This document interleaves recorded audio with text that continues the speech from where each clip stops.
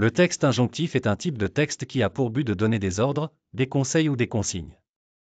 Il est souvent utilisé dans de nombreux contextes tels que l'éducation, le sport ou la vie quotidienne.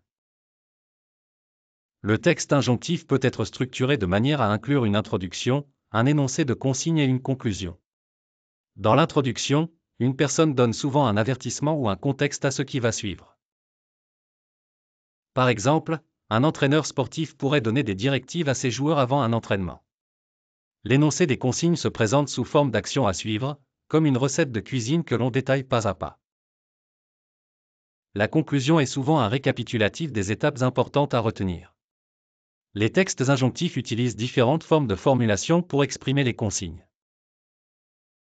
L'impératif est une de ces formes et est souvent illustré par une personne en situation d'autorité donnant un ordre, comme un professeur disant à ses élèves « Écoutez attentivement ».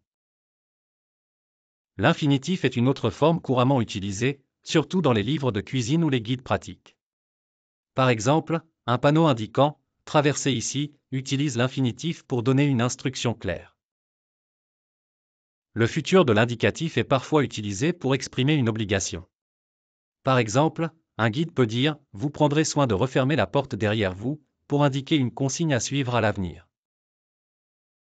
En pratique, les textes injonctifs incluent des instructions variées comme dans les panneaux de sécurité, les notices explicatives de produits ou les guides d'utilisation.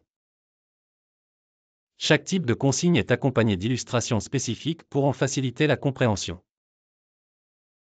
Des exercices pratiques comme préparer une recette de cuisine ou indiquer les phases pour réaliser une tâche précise vous aideront à mieux maîtriser le texte argumentatif. Dans le cadre d'un cours sur le texte injonctif, on peut donc inclure les panneaux de signalisation qu'on trouve en conduisant notre voiture. Ces contenus visuels sont essentiels pour cerner le texte injonctif et pour mieux le comprendre. C'est pourquoi il est important de rappeler que le texte injonctif n'est pas toujours scriptural, il peut aussi être pictural.